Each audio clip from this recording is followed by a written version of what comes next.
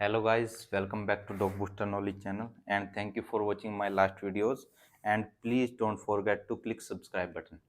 आज हम क्या है ना, आज हम बात करेंगे क्योंकि बहुत सारे लोग पूछते हैं कि हम अपना टाइम टेबल नहीं बना पाते, टाइम टेबल फॉलो नहीं कर पाते। हम टाइम टेबल बना पाते हैं लेकिन कुछ दिन तक फॉलो करते हैं, उसके बाद हम टाइम टेबल के अकॉर्डिंग पढ़ाई नहीं कर पाते या हम मतलब पढ़ाई नहीं हो रही है। तो इसका क्या है ना, इसका सबसे पहले तो आप क्या है ना, आप अपना एक दिन में जैसे आपका डेली रूटीन होता है, जैसे मानने के बाद आप कॉलेज में है या आपकी मतलब कॉलेज कंप्लीट हो चुका है, आप कोचिंग वगैरह कर रहे हैं, तो सबसे पहले तो आप अपना टाइम टेबल बनाइए एक कि आपके पास दिन में कितना टाइम है, कितना टाइम आप फ्री है, कितना टाइम आप पढ़ाई को दे सकते हैं। जैसे आप मानने के बाद आप कॉलेज में हैं, तो कॉलेज में क्या होता है, आपके पास पढ़ने का इतना टाइम नहीं होता, आपके पास मैक्सिमम 6 आवर या 7 आवर इतने आपके पास टाइम बचता है जो पढ़ाई के लिए आप दे सकते हैं। अगर आप कोचिंग वगैरह कर रहे हैं तो आपके पास काफ़ी टाइम होता है क्योंकि आपके पास पूरा दिन होता है, तो आप उसमें काफ़ी टाइम पढ़ाई के लिए दे सकते हैं। तो आप सबसे पहले आप ये निकाल लीजिए कि आपको कितने घंटे पढ़ाई करनी है। आपको पूरे दिन में एक तो आपको 6 आवर, पूरे 6 आवर आपको स्लीप के लिए निकालने हैं। आपको 6 घंटे सोना ही सोना है डेली। ये नहीं कि आप आज 2 घंटे सो रहे हैं, आप 3 घंटे सो रहे हो, उससे क्या होगा, आपकी अगर नींद पूरी नहीं होगी तो आपकी बॉडी में थकावट सी रहेगी, तो आप पूरा दिन मतलब पढ़ भी नहीं पाएंगे और अपना टाइम टेबल वगैरह अच्छे से फॉलो भी नहीं कर पाएंगे। तो एक तो सबसे पहले आप अपने टाइम टेबल में रखिए कि आपको 6 घंटे डेली आपको सोना है, और आप एक प्रॉपर टाइम रखिए कि आपको रात को इस टाइम सोना है, तो आपको डेली उस टाइम ही सोना है। ये नहीं कि आप आज जल्दी सो रहे हैं, आज लेट सो रहे हैं, तो आप मतलब एक प्रॉपर टाइम बना के रखिए, इस टाइम आपको सोना है। उसके बाद आप जो आपका पढ़ाई का टाइम टेबल है उसमें आप क्या करिए, एक तो सबसे पहले आप अपना एक गोल बनाइए। एक तो पहले आपका एम होना चाहिए कि हम पढ़ क्यों रहे हैं। एक तो ये होना चाहिए कि भाई हम एग्जाम पास करने के लिए पढ़ रहे हैं या हम पेपर कुछ भी करने के लिए हम पढ़ रहे हैं, हम पढ़ क्यों रहे हैं। दूसरा क्या है, आपका डेली का एक गोल होना चाहिए कि हमें ये टॉपिक कंप्लीट करना है आज, या इस सब्जेक्ट का कोई मतलब ये चैप्टर कंप्लीट करना है या कुछ भी हमें कंप्लीट करना है, तो आपका डेली का एक गोल होना चाहिए। उसके बाद क्या है ना, आपको उस जो आपने गोल बनाया उसके अकॉर्डिंग आप पढ़ाई करें। और आपको क्या होगा, जैसे आप स्टार्टिंग में आप टाइम टेबल बनाओगे, आप पढ़ाई करेंगे, 1-2 दिन आप अच्छे से फॉलो करेंगे, लेकिन 2-3 दिन के बाद क्या होगा, आपको थोड़ा आलस आने लगेगा। और उसके बाद क्या होगा, आपको आलस आएगा, आप पढ़ना छोड़ देंगे, फिर उसके बाद धीरे-धीरे ऐसे ही आप 10-15 दिन तक नहीं पढ़ते, उसके बाद फिर दोबारा टाइम टेबल आता है, फिर ऐसे ही होता है। तो आपको क्या करना है, जैसे ही आपको 2-3 दिन के बाद आलस आएगा, आपको पढ़ाई नहीं छोड़नी है। आपको कंटिन्यू चाहे ज़बरदस्ती आपको पढ़ने बैठना है, आपको वहाँ पे पढ़ने बैठना ही बैठना है।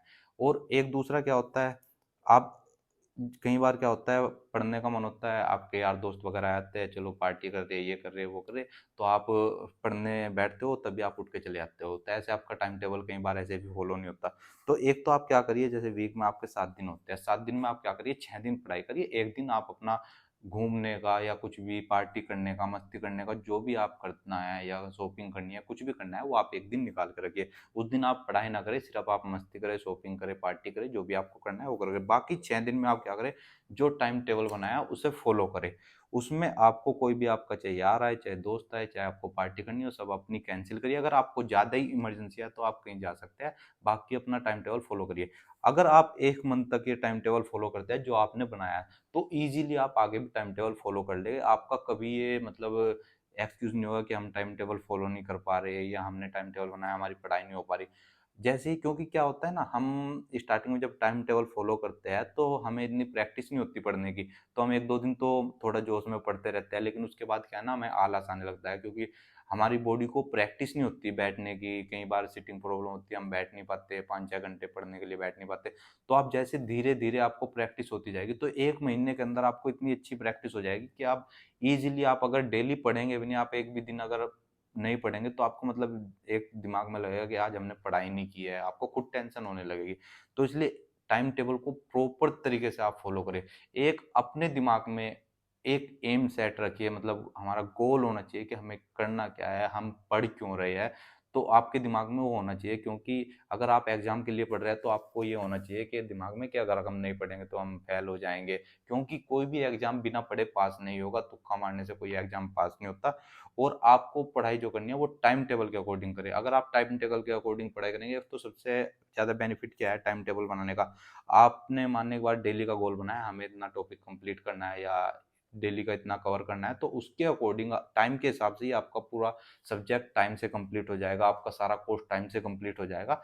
तो इसलिए एक प्रॉपर गोल बना के रखे कि हमें डेली इतना कंप्लीट करना है और उसके बाद टाइम टेबल को प्रॉपर फॉलो करें और अपना दिमाग में अपना एम सेट रखे कि हमें पढ़ाई करनी है, क्यों करनी है, किस लिए करनी है। तो इसलिए अच्छे से पढ़ाई करें और अपना टाइम टेबल फॉलो करें। आप इजीली कोई भी एग्जाम हो, अगर आप टाइम टेबल फॉलो कर रहे हैं, अच्छे से पढ़ाई कर रहे हैं, कोई भी एग्जाम में आप मार्क्स नहीं खा सकते, अच्छे से आप पास हो जाएंगे और फर्स्ट अटेम्प्ट में पास हो जाएंगे।